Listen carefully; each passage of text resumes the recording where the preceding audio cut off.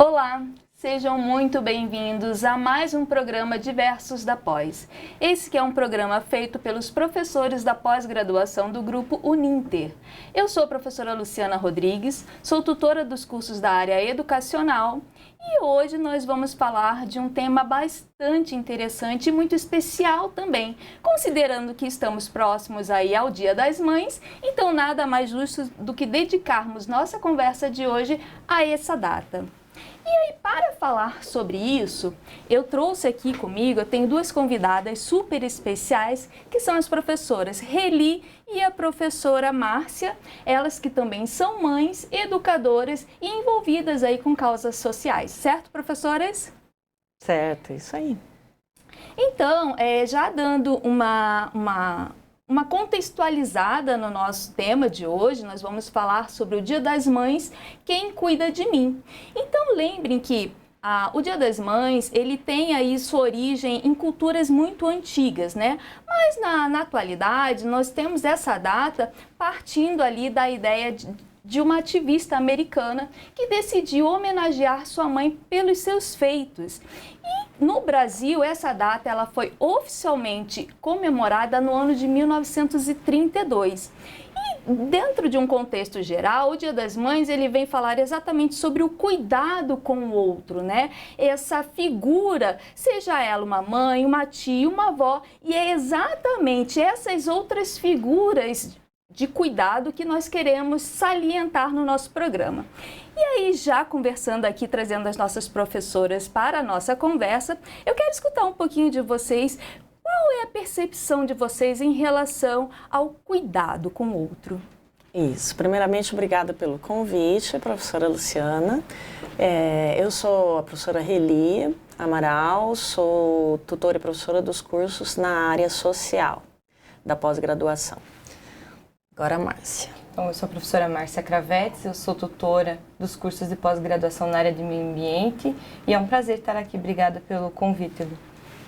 Isso. Aí a pergunta era relacionada... Sobre cuidado. Cuidado. O que seria o cuidado? Exatamente. Qual é a percepção de vocês em relação a esse sentimento, né? Essa proposta de cuidar do outro? Sim. O cuidado, o interessante do cuidado, assim, pensando, né, no cuidado como um todo, não como ele está posto hoje, mas como ele é construído, né? Primeiro de tudo, dentro da sociologia, a gente não entende o cuidado como algo que é inerente ao ser humano, mas algo que foi socialmente construído, né? Inclusive, existem teóricos, né, procurou-se, assim, algo que fosse o início, um marco inicial da civilização, né?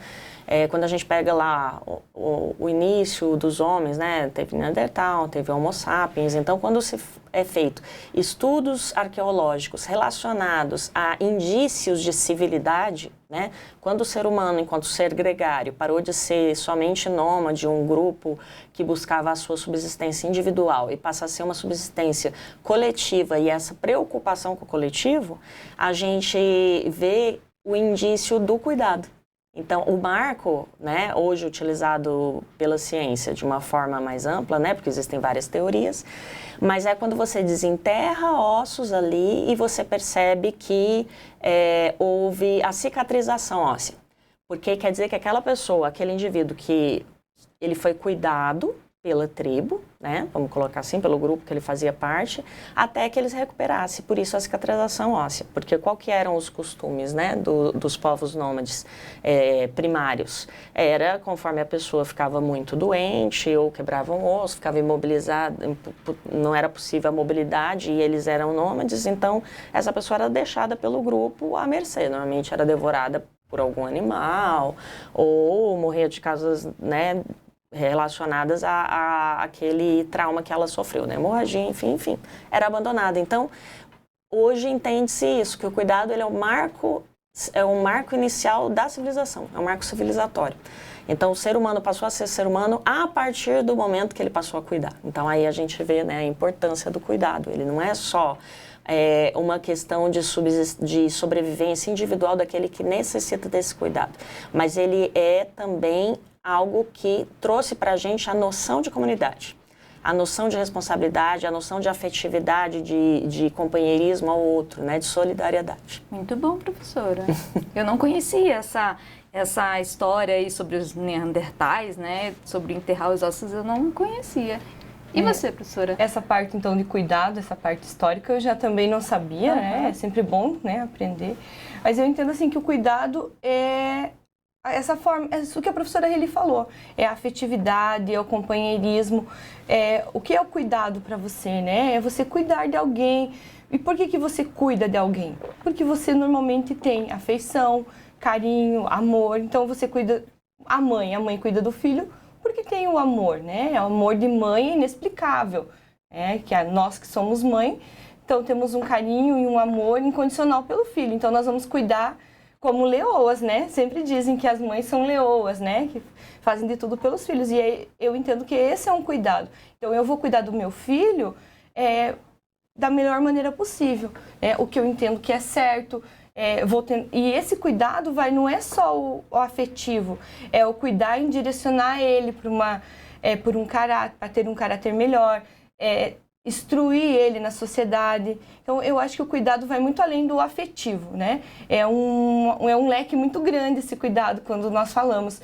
E eu acho que é muito importante, quando a gente fala em cuidado, a gente entender que, às vezes, o nosso cuidado pode ser em excesso. Então, a gente também tem que saber limitar esse cuidado com os nossos filhos, com o companheiro, enfim, essa questão de cuidado, a gente tem que limitar ela, porque também senão torna excessivo, e tudo que é excessivo também não faz bem. Exatamente. E é muito interessante isso que a professora Márcia está colocando, porque o cuidado, você falou que o cuidado, ele extrapola essa esfera do afeto só, né? E também parte para o cuidado do caráter, da formação das crianças. Então, é você exatamente ter essa percepção de que você, enquanto mãe, seja mãe, tia, avó, né? Todas essas figuras que estão ali dispostas a oferecer, dispostas a ter o cuidado com a família ou com a criança, seja a pessoa que for, né? Ela está formando o caráter, ela tá dando amor, um amor incondicional, né? Mas também ela está fazendo com que aquela criança se sinta acolhida, segura, e isso vai fortalecer o ser humano, né? A sua personalidade. Perfeito, professores. Isso. Queria só pontuar, né, que para além da afetividade, né, com a Constituição de 88 no Brasil, o cuidado está muito vinculado ao direito à vida. Se não me engano, o artigo 5º da Constituição Federal, ou artigo 6º. Então, quando coloca que todos precisam ser iguais perante a lei e que a pessoa tem direito à vida, a figura do cuidado, o cuidado ele passa a ser uma responsabilidade civil. Então, hoje, quando né, isso foi em 88, em 90 a gente teve o Estatuto da Criança e do Adolescente, que aí também estabeleceu parâmetros para o cuidado infantil, porque antes desses marcos regulatórios jurídicos, no Brasil era muito comum o abandono de crianças, abandono de idosos, abandono de pessoas com deficiência, né? Você vê que, por exemplo, a gente passou hoje, né, para vir para cá, a gente passou pelo Cotolengo, né? Quem não conhece, não é de Curitiba, o Pequeno Cotolengo é uma ONG que ela é responsável pelo abrigamento de pessoas com deficiência que foram abandonadas pelos familiares, né? Pessoas que estão em situação de abandono. Então, hoje no Brasil é crime o abandono, graças a transformações que vieram legais a partir de 88. Então, você abandonar uma pessoa idosa sem os devidos cuidados, você é responsabilizado civilmente e você pode, inclusive, ser preso, né? Porque é abandono de vulnerável. Criança, idem, né? A mesma situação. E eu falei pessoa com deficiência e idoso, né? E aí, a partir disso, né, não lembro exatamente o ano, acho que em 2006 veio o Estatuto do Idoso, né, que também estabeleceu aí, deixou mais claro essa questão da necessidade do cuidado com o idoso. E aí, então, para além da afetividade, é uma responsabilidade, a gente não pode fugir a ela. Exatamente. E, professoras, como que nós podemos ressignificar o conceito de maternidade para incluir todas as figuras que representam o cuidado com uma criança ou com uma família? Tem uma frase que fala que para criar, uma frase africana, né? Que para criar uma criança é preciso uma tribo inteira. Verdade. E também pegando aí conceito histórico, na história isso só mudou, antes era justamente o filho, vamos pegar aí, o mesmo, Brasil. Né? As tribos indígenas antigas do Brasil tinham o costume, e até hoje, né, em algumas tribos, há o costume de que a criança nasceu, ela é filha de todos. Então, a mãe é a mãe biológica, porém a responsabilidade sobre a criação da criança é de toda a tribo. Isso era dividido, então isso vai mudar, e aí depois a gente vem, né, feudal, período feudal, né, nos gregos, depois período feudal. Aí a gente chega posterior à Revolução Industrial, que existe essa cisão. Então, existe um modelo novo de família, que é a família nuclear burguesa, que é pai, mãe, filho. Então, não há mais a responsabilidade, né, o costume de estar todo mundo morando junto e ser responsável por essa criança. Então, trazendo para os dias de hoje, eu acho que seria legal retomar um pouco do que era antes. Porque eu acho que as mães estão muito sobrecarregadas, principalmente quando a gente para pensar da falta de responsabilidade paternal. Sim. Né? Os homens, dentro da nossa cultura ocidental, eles se veem, muitas vezes, como opcionais, né? É opcional. Exatamente. Se ele paga pensão, é uma opção dele participar, é uma opção e não. Mais uma vez, trazendo a responsabilidade civil à tona, inclusive para pais que estão nos ouvindo, se você não cuida do seu filho, você pode sofrer um processo por abandono afetivo. Seu filho vai estar adulto e vai estar te processando, e aí aquilo que você não fez, você vai ter que pagar. Então, hoje é assim no Brasil, né? A jurisprudência está posta, não só a questão legal, mas a jurisprudência, que é o quê? O que é a jurisprudência? A prática do entendimento de toda a escola, né, a academia, a parte jurídica, de que aquilo tem que ser feito daquela forma, não é só o texto seco de lei. Né? Sim. Então, nesse sentido, eu acho que para ressignificar a maternidade seria isso, desse conceito mais amplo do cuidado, de que a responsabilidade não é só daquela mãe, né? E também superar preconceitos, aquela coisa de que se a mãe tem uma vida fora, né? Ela sai, ela vai passear, né? Você chega, por exemplo, num barzinho, alguma coisa, tá um pai solteiro, ninguém pergunta, o seu filho ficou com quem? Exatamente. Né? Agora, se é uma mãe, mas seu filho ficou com quem? Dá vontade de falar, por quê? Você quer ficar com ele? Fica à vontade, pode voltar lá em casa, né? Isso eu acho meio irritante, eu como mãe solo, eu acho um pouco irritante. Então, eu acho que para significar isso, questão da divisão das responsabilidades não serem, né, somente sobre a mãe, mas a família extensa que a gente fala, né? E também uma rede de apoio, pode ser uma amiga, né? Pode ser uma prima distante, não importa. Uma vizinha, eu sempre tive, graças a Deus, apoio de algumas vizinhas com relação a isso. A gente né? Eu apoiava, elas me apoiavam. E a participação efetiva desses pais. Principalmente, porque a criança, para ela existir, não dá para fazer sozinho com a mãe, né? Tem que ter o pai também. Com certeza. E sem falar também que até não só quando no momento de descontração, né? Mas, por exemplo, numa entrevista de emprego, quantas mães já foram perguntadas, tá, e com quem você vai deixar o seu filho? Mas será que esse tipo de pergunta também não caberia aos homens, né? Sim, aqueles sim. pais, né? Então é algo realmente para a gente poder começar a normalizar, naturalizar.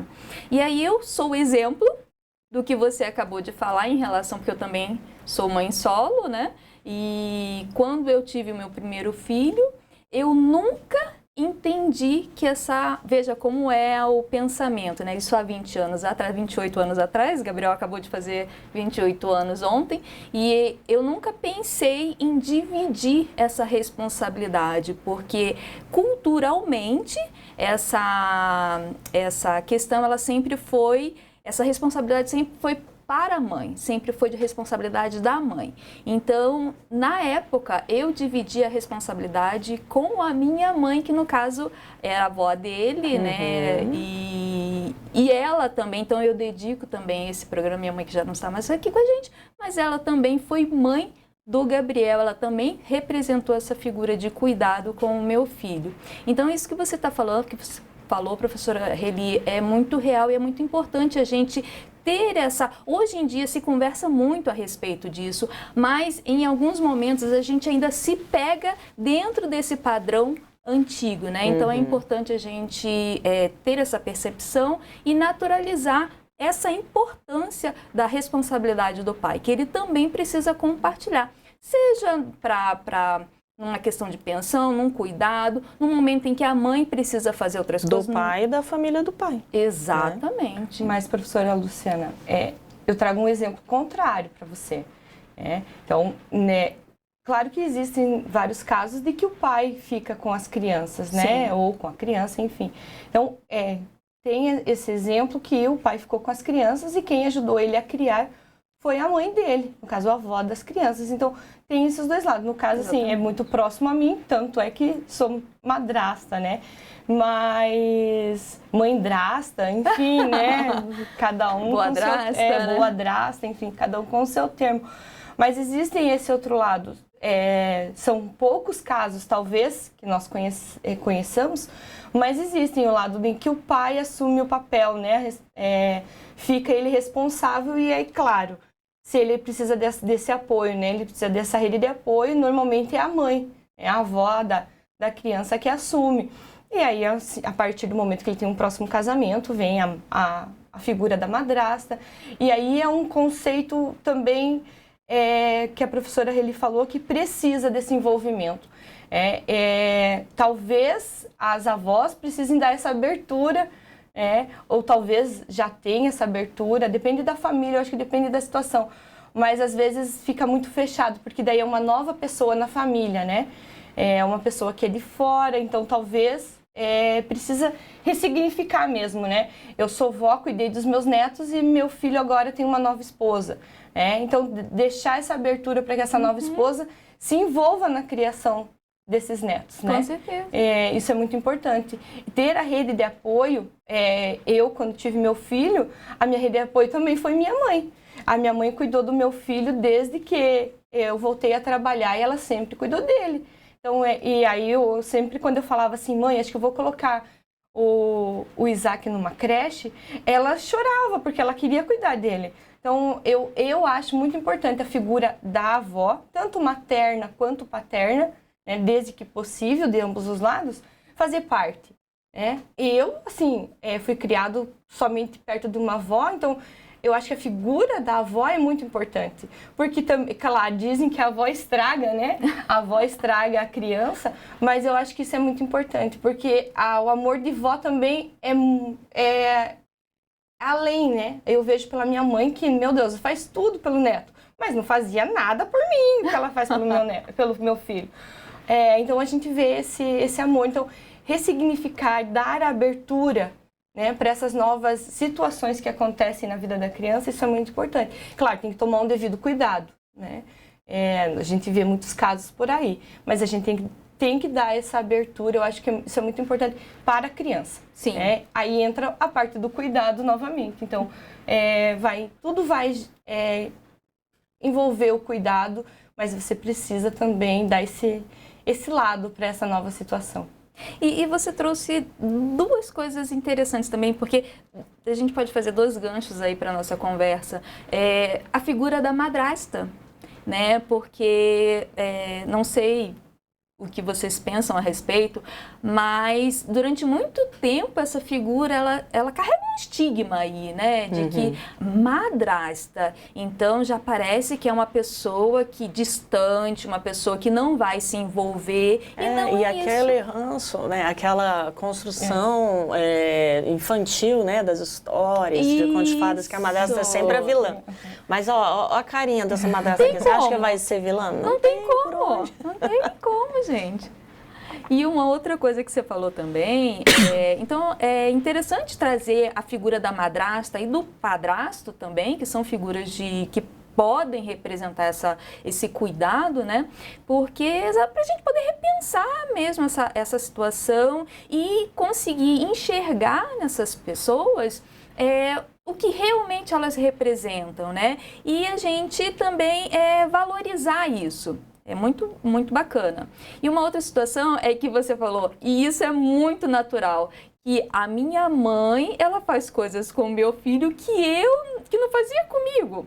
E a gente tem muito desse ditado, a gente fala bastante sobre isso, e aí pensando um pouquinho a respeito, eu posso dividir aí também em relação aos meus 2 filhos, que com o Gabriel, apesar de eu tinha o apoio da minha mãe, que me ajudava muito e tudo mais, mas eu tinha que trabalhar. Não que hoje eu trabalho o dia todo, né? A gente tem aí a nossa carga de trabalho, mas eu percebo que eu consigo hoje trazer outras coisas para o meu dia a dia com o meu filho mais novo, que deixa um pouco mais leve. Então, assim, a mãe normalmente ela tá sobrecarregada, né? Com toda a carga ali que ela tem da vida adulta. E a avó, ela entra naquele período exatamente onde ela está mais tranquila, ela já trabalhou, já está mais cuidando mais de casa, né? Então, essas figuras, isso é muito interessante, porque a gente tem esse hábito, né, de falar, mas é importante também observar todo o contexto, né? Que cada figura, cada momento, os momentos em que cada figura estão. Isso, e aí queria pegar o gancho para falar um pouco da questão dos novos arranjos familiares, Perfeito. né? Cada vez mais, né, pegando o gancho aí que a Marcinha colocou da madrasta, a professora Márcia colocou, os novos arranjos familiares, porque hoje não só a questão dos recasamentos, né? Famílias que são reformuladas por novos casamentos, mas inclusive muita gente não está casando mais, está fazendo filho, né? Mas sem precisar casar. Sim. Né? Esse estigma, né? Essa crença de que família bonitinha, de casar na igreja, papel passado, é algo que hoje está sendo superado, né? Por novos modelos. Inclusive, muitos casais só passam a casar depois que está grávida. Ah, engravidou, então tá. Acho que dá pra gente casar nesse momento, ou morar junto, que seja, né? Que civilmente é a mesma coisa, né? As responsabilidades civis ou também direito, herança, tudo herança, pensão, tudo dá na mesma, porque antes, perante a lei, era concubinato, né? Quem não estava casado no papel. Hoje, isso está pacificado já, juridicamente falando. Então, com esses novos arranjos familiares, passa a ser mais raro, quase mais raro, a gente já está virando isso, já está passando, sendo menos que 50%, segundo o IBGE, famílias que estão casadas há tanto tempo que os filhos são só frutos desse primeiro arranjo, né? Esse relacionamento mais longo, é mais raro, está se tornando mais raro. Então, é o momento certo para a gente estar superando essa questão do padrasto, madrasta não poder adaptar, não poder participar da educação, ele passa a ser a parte da família extensa, né? Inclusive. E, inclusive, já existem até alguns direcionamentos jurídicos de pedido de pensão ou de mudança de nome. Um caso conhecido é da filha da Kelly Key, que ela optou por tirar, não tá o sobrenome do latino, né? Do cantor latino, mas é do padrasto dela, que criou ela, né, pessoalmente, ali teve mais convivência. Ou casos como da filha do Brad Pitt, que opta por tirar o sobrenome dela, por ela não ter a afetividade necessária para considerar o Brad Pitt pai realmente. Ela só tem o sobrenome da Angelina Jolie. Então, são novos arranjos. Você vê que em todos esses casos, o que predomina é a percepção de afetividade, né? De participação de afetividade. Muitas vezes, então tem acontecido muitas vezes de crianças que acham a madrasta, se aproximam mais da madrasta do que da própria mãe. Porque, como vocês disseram, cada família é de um jeito, né? Exatamente. Mais uma perguntinha aí pra gente poder concluir aí o nosso bate-papo, a nossa conversa. Quais são os impactos emocionais e sociais de reconhecer diferentes figuras maternas na celebração do Dia das Mães? Bom, eu vou deixar o social para a Reli, a professora Reli, que é assistente social de formação, mas eu acho assim, o impacto depende muito, né? O preconceito vai do preconceito de cada pessoa da sociedade, né? Dependendo da situação, as pessoas olham diferente, né? Porque, como a professora Reli falou, existem vários arranjos familiares, né? Então, a criança está em vários arranjos. Eu até comentei aqui antes do começo nosso bate-papo, que quando eu fui mãe, eu sempre esperava chegar na escola e ter homenagem do Dia das Mães para ver meu filho lá. E coisa que não aconteceu devido aos arranjos, né, que existem. Então, existem outros momentos, porque existem outras situações na escola, né? Crianças que 2 mães, crianças com 2 pais. Então, nesse sentido. Então, eu acho assim, é muito cultural. Então, eu posso ter essa homenagem, mas eu tenho que entender que existem outros arranjos e aí existem o preconceito da sociedade, que ainda está forte e ainda está embutido, principalmente nas famílias mais tradicionais, que são essas que não têm arranjos, não têm a extensão familiar, talvez, né? Então, eu acho que na questão cultural, eu acho que existe o preconceito ainda.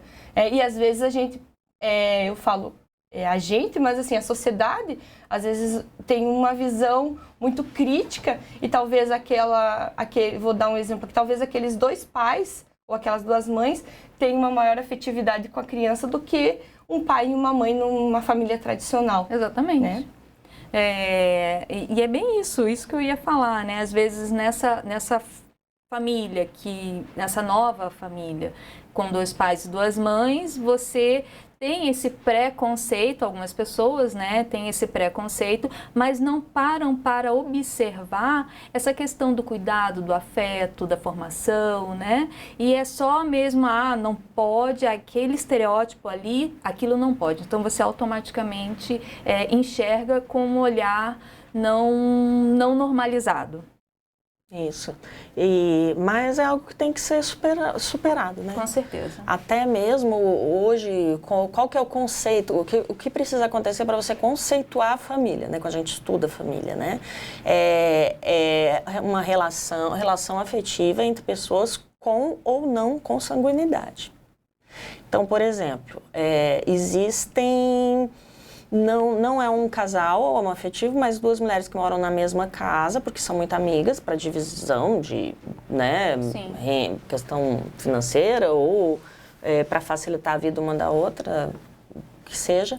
E aí uma não pode ir no evento, mas a outra pode, e acaba que o laço de afeto dessa criança com essa outra mãe, que não é companheira da mãe dela especificamente, mas é tão grande que quando a mãe falece, a gente tem casos de que é pedida a guarda, a amiga da mãe pede a guarda. Por quê?